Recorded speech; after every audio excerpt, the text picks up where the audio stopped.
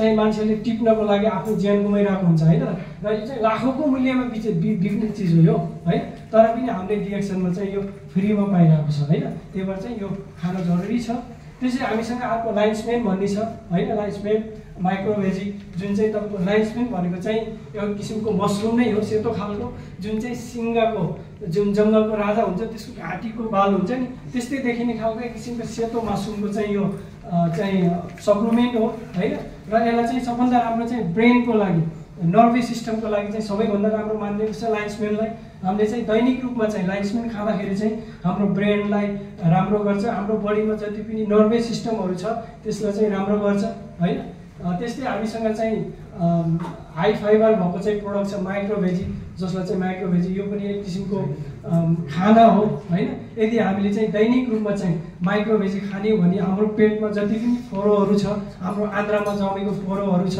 हैन जुन चाहिँ अहिलेको समयमा चाहिँ तपाईको चाहिँ धेरै पेटको समस्या मान्छेलाई हुन्छ क्यान्सर अल्सर हुन्छ ग्यास्ट्रिक हुन्छ भने हामीले दैनिक रूपमा चाहिँ एक चम्मच चाहिँ माइक्रोभेजी यदि हामीले खाली पेट खाने भने चाहिँ हाम्रो पेटलाई चाहिँ राम्ररी सफा गर्छ हाम्रो पेटमा भएको जति पनि फोरो छ त्यसलाई चाहिँ राम्रो गर्छ यो चाहिँ तपाईको लगभग 23 वटा भेजिटेबल र फ्रुटबाट बनेको चाहिँ यो एउटा प्रोडक्ट हो हैन जुन चाहिँ डिएक्सएलले बनाएको छ हैन यो प्रोडक्ट भनेको चाहिँ चान्नी प्रोडक्ट होइन हेर्नुस् हैन यो तपाईको चाहिँ अरबमा आज हामी छौं जसको घरमा काम गरिन्छ त्यो मान्छेको खाना नै डिएक्सएलको प्रोडक्ट भयो तर हामीले चाहिँ अहिले बुझेको छैन सक्नुहुन्छ जति इफोर्ट गर्न सक्नुहुन्छ हैन यदि तपाई सिस्टम बुझेर खानुहुन्छ भने तपाई फ्रीमा पनि खान सक्नुहुन्छ हैन हामी महिनाको 1200 कमाउनुको लागि चाहिँ यो प्रोडक्ट महँगो छ त्यही महँगो भएको भएर हाम्रो डाक्टर लिमले चाहिँ एउटा सिस्टमको थ्रु चाहिँ यसलाई राखिदिनु भएको छ नि त हैन हाम्रो खेरा गइरहेको टाइमलाई हामीले डिएक्सनमा लगायो भने त यो प्रोडक्ट हामीले फ्रीमा खान सक्छ नि त हैन अब फ्रीमा खाने नखाने यो चाहिँ तपाईले आफैले चाहिँ निर्णय गर्नु होला है त र उहाँको मृत्यु चाहिँ 2018 मा भएको थियो उहाँ चाहिँ विश्वकै एकदमै प्रख्यात चाहिँ फेसन डिजाइनर हुनुहुन्छ एकदमै धनी उहाँले भनेको केही कुराहरू चाहिँ असाध्यै राम्रो लाग्यो के मलाई हैन हामीले सोशल मिडिया हेर्दाखेरि चाहिँ के भिडियो हेरिन्छ पढिन्छ हैन अनि त्यसलाई लाइक शेयर पनि गरिन्छ तर त्यसलाई हामीले कहिले पनि सिरियस भएर पढ्दिनँ कि हैन तर उहाँले यो भनेको कुराहरू चाहिँ असाध्यै चाहिँ मन छोयो त्यही भएर चाहिँ मैले आज मेरो प्रेजेन्टेसनमा राखेको हो उहाँको नाम चाहिँ क्रेटा अलि लामो नाम रहेछ हैन नाम किन उहाँको चाहिँ 2018 मा चाहिँ तपाईको न्युयोर्क सिटीमा चाहिँ उहाँको मृत्यु भएको थियो हैन क्यान्सरले चाहिँ उहाँको मृत्यु भएको थियो उहाँ चाहिँ एकदमै धनी बिलिनियर लेडी पनि हो र उहाँ चाहिँ फेसन डिजाइनर र उहाँ एउटा राइटर पनि हो उहाँले भन्नुहुन्छ जब उहाँलाई क्यान्सर भयो हैन उहाँलाई एकदमै दुर्बल प्रकारको एउटा क्यान्सर भएको थियो जसको उपचार नै भएन हैन त्यसपछि जब उहाँ चाहिँ मृत्युको नजिक पुग्नु भयो उहाँले चाहिँ केही कुराहरू लेख्नु भएको छ मसँग मेरो ग्यारेजमा संसारकै सबैभन्दा महँगा कारहरू छ तर चाहिँ म एउटा व्हील चेयरको युज गरिरहेको छु हैन यो तपाईले सुन्नु होला उहाँको भिडियो पनि पाउनुहुन्छ तपाईले 2018 मा चाहिँ आज तक न्यूजमा पनि उहाँको भिडियो एकदमै भाइरल भएको थियो नि हैन उहाँले भन्नुहुन्छ मसँग संसारकै सबैभन्दा महँगो कारहरू छ तर पनि मैले व्हील चेयर युज गरिरहेको छु हैन मेरो घरमा मूल्यवान कपडा गरगहनाले भरिएको छ हैन मेरो घरमा संसारकै सबैभन्दा महँगा ब्रान्डेड कपडा गरगहनाले भरिएको छ भने हैन आज म भने एउटा सामान्य कपडाले एउटा गाउनमा लपटिएको छु हैन उहाँले भन्नुहुन्छ यो एकदमै मन छुने कुरा हो के हेर्नुस् हैन स्वास्थ्यको लागि तपाईले बुझ्न जरुरी छ यो हामीले हैन मसँग एकदमै बैंक ब्यालेन्स छ हैन तर पनि त्यो पैसा आज मेरो लागि कुनै पनि कामको छैन भनेर भन्नुहुन्छ तपाईले यहाँनिर पढ्नु होला मेरो घर कुनै सुविधा सम्पन्न र 5 तारे होटल भन्दा कम छैन हैन तर मेरो खुराकमा भने मैले 2 टाइम हस्पिटलमा एउटा तितो दबाई खाइरहेको छु हैन उहाँले भन्नुहुन्छ मेरो कपाल मिलाउनको लागि कुनै दिन 7 वटा चाहिँ ब्युटिशियनहरु थिए तर आज मेरो कपालमा एउटा पनि बाल छैन भनेर भन्नुहुन्छ हैन यो एकदमै सिरियस भएर सोच्ने कुरा हो के हैन र उहाँले अन्तिममा भन्नुहुन्छ आज मेरो लागि बैंक ब्यालेन्स शानदार घर महँगो कार गहना लगायत कपडा व्यापार आम्दानी नामको प्रख्यात हैन नातेदार साथीभाइ आदि कोही लाग्दैन तर मलाई अझै पनि मेरो परिवारका सदस्य प्रेम प्रार्थना प्यारो लाग्छ र सबैभन्दा प्यारो मेरो लागि मृत्यु भएको छ हेर्नुस् त सबैभन्दा उसको लागि प्यार के भन्छ मृत्यु भएको छ र त्यो पनि छिटो हैन, मृत्यु अझै धेरै प्यारो हुनेछ। स्वास्थ्य भन्दा ठुलो अरू सम्पत्ति केही पनि होइन हेर्नुहोस् हैन। आज उसँग अपार सम्पत्ति छ हैन। तपाईँले हेर्नुहोस्, यो मैले त्यतिकै बनाएको होइन, तपाईँले इन्टरनेटमा गएर हेर्नुहोस्, उसको बारेमा यो नाम हानेर हेर्नुहोस्। ऊ चाहिँ 2018 भन्दा पहिला उसको लाइफस्टाइल कस्तो थियो र 2018 पछि उसको मृत्यु भयो 40 वर्षको उमेरमा, र उसले मर्दा मर्दै संसारमा तपाईँ र म जस्तो मान्छेलाई एउटा गहिरो मेसेज दिएर गएको छ कि जुन चिज आज हामीले भ्यालु गरेको छैन हैन। आज हाम्रो स्वास्थ्य ठिक छ, त्यही भएर चाहिँ हामी यस्तै नै हुन्छ भनिरहेको छ कि। तर भोलि यदि कुनै एउटा बिमार लागोस् त तपाईँलाई, तपाईँ चाहिँ हामी हातको नङ काट्दाखेरि चाहिँ डरै नङ काट्छ कि कतै मासु काटिने हो कि भनेर। तर यो शरीर भनेको चाहिँ हामीले एउटा अन्जान चाहिँ व्यक्तिलाई चाहिँ जब बिमारी हुन्छ, ल डक्टर साहब जहाँबाट काट्नु मन लाग्छ काट्नुहोस्, चिर्नुहोस्, तर मलाई ठिक गराउनुहोस् भनेर भनिन्छ कि। सोच्नुहोस् हेर्नुहोस्, त्यही भएर चाहिँ स्वास्थ्यभन्दा ठुलो अरू कुनै पनि धन छैन। र डिएक्सनले हामीलाई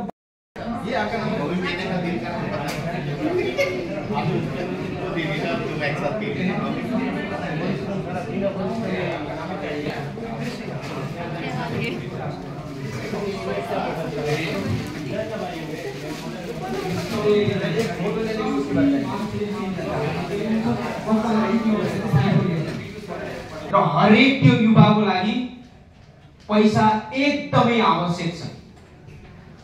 हरेक युवाको लागि पैसा आवश्यक छ। त्यो पैसा किन आवश्यक छ भन्दाखेरि ऊ धनी बन्न चाहन्छ। आज एकजनालाई सोध्नुहोस्, चाहे त्यो नेपाली होस्, चाहे त्यो अन्य कन्ट्रीको मान्छे होस्, सबैलाई पैसा चाहिन्छ। सबै मान्छे धनी बन्न चाहन्छ। हरेक मान्छे त्यही पैसाको पछि भागिरहेछ। आज तपाईँ घरमा काम गर्नुहुन्छ, तपाईँ होटेलमा काम गर्नुहुन्छ, तपाईँ मार्केटमा काम गर्नुहुन्छ, के को लागि? पैसाको लागि। पैसा किन कमाउन चाहनुहुन्छ? तपाईसँग सपना छ कि तपाईँ धनी बनेर नेपाल फर्किन चाहनुहुन्छ, त्यसको लागि तपाईँ काम गर्नुहुन्छ। तर विडम्बना चाहिँ के छ भने यो संसारको कुनै पनि मानिसलाई हेर्नुहोस्, कुनै पनि राष्ट्रको धनी व्यक्तिलाई हेर्नुहोस्, त्यो व्यक्ति जागिर गरेर धनी भएको छैन। संसारमा एकजना मात्र मलाई देखाउनुहोस् जो जागिर गरेर धनी भएको व्यक्ति होस्।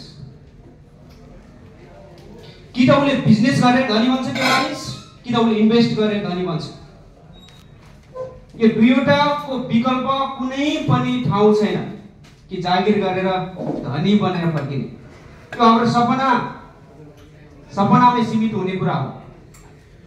आज मेरो बुवाले 50 वर्ष जागिर गर्नुभयो, किन धनी बन्न सक्नु भएन? किनकि उहाँले धनी बन्ने कामै गर्नु भएन। कसरी धनी बन्न सक्नुहुन्छ? किन धनी बन्ने भनेको त बिजनेस र इन्भेस्टमेन्ट हो नि। उहाँले न बिजनेस गर्नुभयो न इन्भेस्टमेन्ट गर्नुभयो, त्यही भएर उहाँ 50 वर्ष जागिर गर्दा पनि गरिबै हुनुहुन्छ। मलाई पनि गरिबै बनाउनु भएको थियो। आज तपाईँ र म सेम काम गरिरहेका छौँ, जागिर। सब थोक हामीले जागिर सम्झिरहेका छौँ।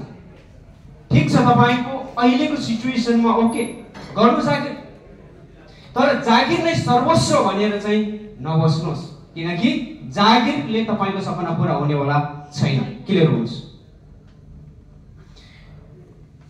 हाम्रो नेपालमै पनि अथवा हाम्रो छिमेकी राष्ट्र अथवा अहिले त हामी सबैजनाले अलिअलि पढेका छौँ, हामीलाई थाहा छ संसारको हरेक धनी मान्छेहरू हामीले देखिराखेका छौँ। यो संसारमा धनी मान्छे त्यही व्यक्ति मात्र बनेको छ कि त उसले मान्छे जम्मा गरेर उसको लागि मान्छे हजारौं मान्छे जम्मा गरेको छ र ती मान्छेले उसको लागि काम गरेका छन् अनि मात्र त्यो धनी भएको छ। एक सेकेन्ड, करोडौं इन्भेस्टमेन्ट गर्छ र ऊ व्यक्ति मात्र धनी बन्छ यो संसारमा, अरु यसको विकल्प छैन। जबसम्म तपाईं र मैले पैसाको लागि समय खर्च गर्छौं नि, तपाईं र म जीवनमा कहिले पनि धनी बन्न सक्दैन। आज 95% मान्छेले समयको लागि पैसाको लागि समय खर्च गर्छ र ऊ धनी बन्ने सपना देख्छ। तर 5% मानिसहरू हुनुहुन्छ जसले आफ्नो सपना पूरा गर्नको लागि कि त मान्छे युज गर्नुहुन्छ कि त इन्भेस्ट गर्नुहुन्छ। मलाई लाग्छ हामी क्लियर भइसक्यो कि अब धनी बन्नको लागि कि त तपाईं र मैले बिजनेस गर्नु पर्यो कि त तपाईं र मैले इन्भेस्ट गर्नु पर्यो। तर तपाईं र मसँग यो क्षमता छैन। हामीलाई थाहा भयो कि अब तपाईँ धनी बन्ने हो भने कि त तपाईँले बिजनेस गर्नु पर्यो कि त तपाईँले इन्भेस्ट गर्नु पर्यो। यसको विकल्प छैन। कुनै पनि धनी व्यक्तिले हेर्नुहोस्, चाहे नेपालको होस्, चाहे इन्डियाको होस्, चाहे अमेरिकाको होस्, विकल्प छैन बिजनेस र इन्भेस्टको अलावा। र त्यो त्यही बिजनेस र इन्भेस्ट गर्नको लागि तपाईँ र मसँग त्यो क्षमतै छैन। बिजनेस गर्नको लागि हामीसँग प्रशस्त पैसा पनि छैन, स्किल पनि छैन, त्यो ठाउँ पनि छैन, हामी त्यो बिजनेस ब्याकग्राउन्डको मान्छे पनि होइन। हामी बिजनेसको लागि पनि हामीसँग त्यो क्षमतै छैन। यदि गढी हाल्यो भने पनि 2 वर्षपछि आफ्नै लाइनमा आउने हो। इन्भेस्टमेन्ट गर्नको लागि त पैसा हुने कुरै भएन। पैसा भएको भए हामी दुबईमा आउने थिएन। यानी कि अब तपाईँ र मेरो लागि धनी बन्ने बाटो सबै बन्नुभएको हो? यदि होइन भने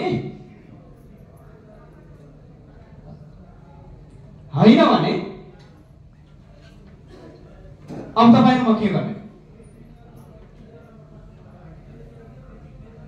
सपना हुँदा हुँदै पनि त्यो सपना पुरा नभइकन बस्ने त?